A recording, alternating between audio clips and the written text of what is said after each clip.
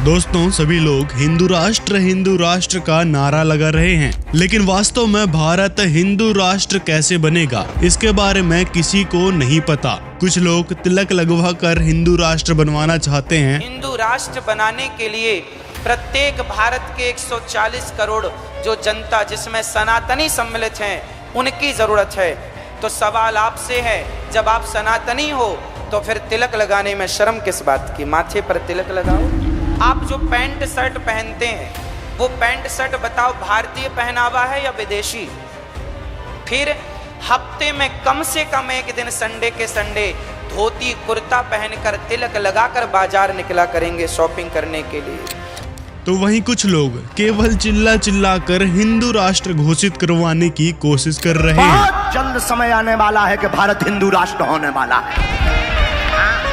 वैसे तो और भी कई सारे गुरु हैं जो हिंदू राष्ट्र का नारा लगाते फिरते हैं। हिंदू राष्ट्र का आधार मिला है, हिंदू राष्ट्र बनेगा। हिंदू राष्ट्र बनते ही इस देश को हिंदू देश बना देगा। माला के साथ साथ भाला की भी हिंदुओं को जरूरत है।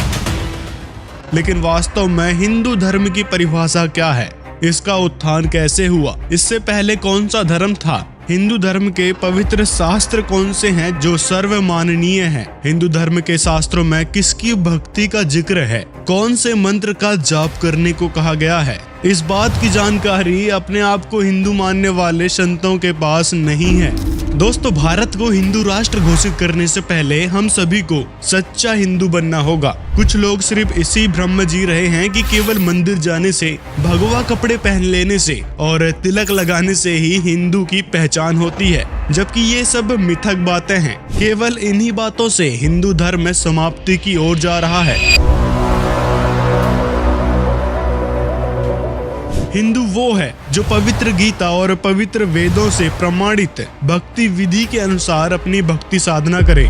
आइए जानते हैं कुछ ऐसे तथ्य जिनको ना जानकर हिंदू वास्तविक हिंदू धर्म से दूर हो रहा है। खासकर आज सभी नकली और झूठे गुरुओं के जाल में फंसकर हिंदू व्रत करते हैं, श्राद्ध निकालते हैं, पिंड भरवाते हैं, देवी देवताओं की पूजा करते हैं, शास्त्र विरुद्ध नामों का जाप करते हैं, मांस, शराब, तंबाकू व अन्य नशीले वस्तुओं का सेवन करते हैं, बहन बेटियों को बुरी नजर से देखते हैं, नाच गाते हैं, सारे व्यसन करते हैं। अब आप ही विचार करें, क्या ये एक सच्चे हिंदू के लक्षण हैं? ऐसे बुरे व्यवहार और लक्षण से अन्य धर्म मजहब के लोग क्या हिंदू धर्म स्वीकार करेंगे? ऐसे दुराचारी लोग तो हिंदू धर्म की छवि को धूमिल करते हुए मानवता को नाश करने के लिए प्रयत्नशील हैं। दोस्तों, कई प्रकार की पूजा करते करते भी श्रद्धालुओं को लाभ नहीं मिलता और अंत में उनका विश्वास भगवान से उठ जाता है और फिर वो व्यक्ति नास्तिकता की ओर बढ़ चलता है। कहने लगता है कि कोई भगवान नहीं होता, सब ढोंग और पाखंड है। 33 करोड़ देवी देवता हैं, 33 कोटि के देवी देवता हैं। तुम्हें जो प्रिय लगे उनको मानो। राम जी लगे, हनुमान जी लगे, तुम कहो कि नहीं हमें तो त्रिशूल वाले चाहे, माता जी को मानो। तुम कहो नहीं हमको तो बैल जिसका सवारी हो वो चाहिए, भोले बाबा को मानो। क्या कह रहे हैं कि हम हिंदू राष्ट्र चाहते हैं। आप पूज्य महाराज श्री के आदर्शों पर चलते हैं तो पूज्य महाराज श्री सुबह से शाम तक केवल सीताराम सीताराम का जाप करते हैं, आपको कराते हैं, आप तो चल रहे हैं उस मार्ग पर। अब जरूरत है हम सबको चलने की। कितने लोग हिंदू राष्ट्र चाहते हैं? सब चाहते हैं। तो बताओ, गीता कितने घरों में पढ़ी जाती है? रामचरितमानस कितने घरों में पढ़ी जाती है? बिना गीता पढ़े, बिना रामचरितमानस उस बात पर अमल करे जो लिखी है। जब तक भारत का बच्चा गीता और रामचरितमानस नहीं पढ़ेगा, जब तक उस बात पर नहीं चलेगा जो गोस्वामी जी ने या भगवान श्री कृष्ण ने अर्जुन को कहा, उन रास्तों पर नहीं चलेगा, तब तक हिंदू राष्ट्र की कल्पना कैसे होगी? लेकिन वास्तविकता ये है कि जिन साधनाओं को हमने स्वीकार कर रखा है वो ही शास्त्रों के विरुद्ध होने के कारण मनमाना आचरण है। आइए जानते हैं पवित्र गीता जी के अनुसार कुछ महत्वपूर्ण तथ्य। श्रीमद् भागवत गीता अध्याय 6 के श्लोक 16 में व्रत यानी उपवास रखना व्यर्थ लिखा है। गीता अध्याय 9 श्लोक 25 में भूत पूजा, पितृ पूजा व्यर्थ बताई गई है। गीता अध्याय 7 श्लोक 21 से 23 में देवी देवताओं की पूजा का फल नाशवान बताया है। गीता अध्याय 17 श्लोक 23 में ओम तत्सत इन 3 मंत्रों के जाप का निर्देश बताया है और आजकल का हिंदू इन तीनों मंत्रों को छोड़कर अन्य ही शास्त्र विरुद्ध नामों का जाप कर रहे हैं। गीता अध्याय 4 श्लोक 34 में बताया है कि भक्ति मार्ग किसी तत्वदर्शी संत के पास है, उनसे भक्ति विधि लेकर सत्य साधना करने के निर्देश हैं। गीता अध्याय 15 श्लोक 1 में तत्वदर्शी संत की पहचान भी बताई गई है। दोस्तों, गीता जी के इन सब प्रमाणों से स्पष्ट होता है कि आज का हिंदू जिन भक्ति साधनाओं को कर रहा है वो शास्त्रों के विपरीत यानी गलत साधना है। परमात्मा पाने की सही भक्ति विधि न होने के कारण परमात्मा से लाभ नहीं मिल रहे हैं।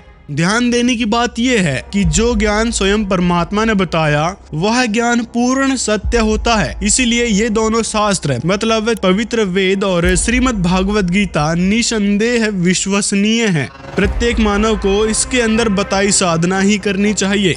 वह साधना शास्त्र विधि अनुसार कही जाती है। जो साधना इन शास्त्रों में नहीं करने को कहा है और उसे जो करता है वो शास्त्र विधि त्याग कर मनमाना आचरण कहा गया है, जिसके विषय में गीता अध्याय 16 श्लोक 23 में बताया गया है।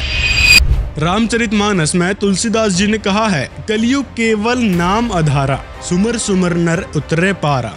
यानी कलयुग में केवल नाम का जाप ही आधार है, यानी मंत्र का जाप बेहद जरूरी है और इसके जाप से ही नर पार हो सकता है, यानी मनुष्य मोक्ष को प्राप्त कर सकता है। पूज्य महाराज श्री ने एक बेड़ा उठाया है हमारे अपने देश को हिंदू राष्ट्र बनाने का। कितने लोग चाहते हैं कि हमारा देश हिंदू राष्ट्र हो? कितने लोग चाहते हैं? चाहते हैं। यदि भगवान की सच्ची भक्ति नहीं है तो हिंदू हिंदू चिल्लाने से कोई फर्क नहीं पड़ने वाला। ये सब ड्रामे हैं, भक्ति नहीं है और ऐसे हिंदू राष्ट्र नहीं बन पाएगा। यदि हिंदू राष्ट्र भारत को बनाना है तो पवित्र गीता अध्याय 4 के श्लोक 34 में वर्णित तत्वदर्शी संत के अनुसार भक्ति करना पड़ेगा। उसकी भक्ति से पूरे विश्व में आदि सनातन धर्म फैलेगा और सभी लोग उसी को स्वीकार कर रहे हैं। मैं सीना ठोक कर कहता हूँ, मेरे सायरन को कोई रोक नहीं पाएगा और वह जरूर आएगा। ऐसा कहना था महान भविष्यवक्ता मिशेल दी नोस्ट्राडामस का, जो आज भी बहुत से लोगों के दिलों में अपनी जगह बनाए हुए हैं, जिनकी भविष्यवाणियों को आज तक कोई भी गलत सिद्ध नहीं कर पाया। उन्होंने जैसा कहा वही होता गया। नोस्ट्राडामस ने अपनी भविष्यवाणी में होने वाले इस महान परिवर्तन की तफसील से व्याख्या की है। तो आइए देखते हैं क्या कुछ बताया उन्होंने अपनी भविष्यवाणी में।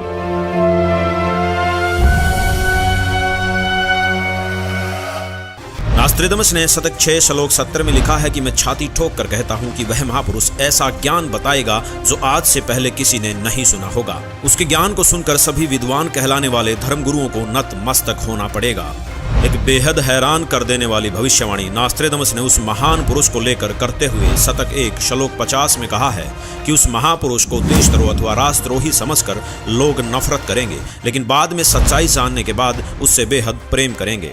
उसके द्वारा स्थापित आदर्श और विचारों का बोलबाला हर जगह हो जाएगा। नोस्ट्राडामस ने शतक 20 श्लोक 25 में कहा है कि वह न तो क्रिश्चियन ईसाई होगा न मुसलमान होगा, वह केवल हिंदू ही होगा। शतक 6 श्लोक 70 में नोस्ट्राडामस ने कहा है कि वह महापुरुष पूरे विश्व का संचालक होगा, वह महापुरुष विश्व विजेता होगा। शतक 2 श्लोक 79 में बताया है कि वह महापुरुष अपनी सत्य साधना बताएगा तथा इस क्रूर भूमि अथवा काल लोक से मुक्त करवाएगा। शतक 1 श्लोक 50 में कहा है कि वह महान पुरुष अपने ज्ञान के बल से सब राष्ट्रों को नतमस्तक कर देगा। मैं नोस्ट्राडामस आपको स्पष्ट कर दूं कि उस महान संत की उपेक्षा न करें। उस महान संत को आराध्य देव मानकर उसकी पूजा करना आपके लिए बहुत हितकारी होगा, क्योंकि वह आदि पुरुष परमेश्वर का अंश दुनिया का तारणहार होगा। दोस्तों, अब हम आप सभी दर्शकों से अनुरोध करते हैं कि दिल थाम कर बैठिए और तैयार हो जाइए उस महापुरुष को देखने के लिए, क्योंकि अब हम पेश करने जा रहे हैं उस महापुरुष की तस्वीर। दोस्तों, वो संत कोई और नहीं बल्कि पूरी दुनिया में सब संत महंत गुरु आचार्यों शंकराचार्यों से हटकर सर्वधर्म ग्रंथों के आधार पर सद्भक्ति प्रदान करने वाले अद्वितीय महापुरुष जगत गुरु तत्वदर्शी संत रामपाल जी महाराज हैं। जी हाँ, यही है वो महापुरुष जिनके विषय में देश और विदेशों के महान भविष्यवक्ताओं ने भविष्यवाणियां की हैं। एक आश्चर्यचकित भविष्यवाणी करते हुए फ्रांस के नोस्ट्राडामस जी कहते हैं कि प्रथम तो लोग उस महापुरुष को देशद्रोही अथवा राजद्रोही समझकर नफरत करेंगे, लेकिन बाद में सच्चाई जानकर बेहद प्रेम करेंगे। दोस्तों, 2014 में संत रामपाल जी पर देशद्रोह का झूठा केस भी लगाया गया, लेकिन आज संत रामपाल जी की लोकप्रियता लोगों के सिर चढ़कर बोल रही है। दोस्तों, आपको बता दें कि संत रामपाल जी महाराज के सर्व अनुयायी एक पूर्ण परमात्मा की भक्ति करते हैं और पवित्र गीता जी और पवित्र वेदों के अनुसार वास्तविक मंत्रों का जाप करते हैं। शास्त्र विरुद्ध कोई क्रिया नहीं करते, अन्य सभी देवी देवताओं की पूजा नहीं करते, सबका आदर करते हैं और ब्रह्मा विष्णु शिव जी, दुर्गा जी, गणेश जी की दिन में 432 बार यथार्थ मंत्रों के द्वारा साधना करते हैं।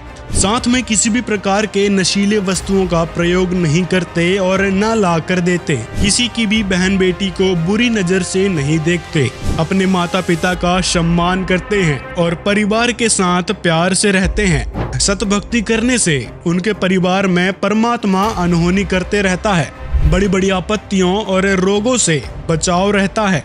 तो वास्तव में यदि देखा जाए तो ये हैं असली हिंदू। तो आप सभी से निवेदन है, असली हिंदू बने, संत रामपाल जी महाराज का ज्ञान समझें और नाम दीक्षा लेकर सत भक्ति की शुरुआत करें। अगर वीडियो पसंद आया हो तो लाइक जरूर करें और कमेंट में अपनी राय जरूर बताएं और वीडियो को ज्यादा से ज्यादा लोगों तक शेयर करें ताकि भारतीय लोग वास्तविक के हिंदू बन सकें। सत साहिब।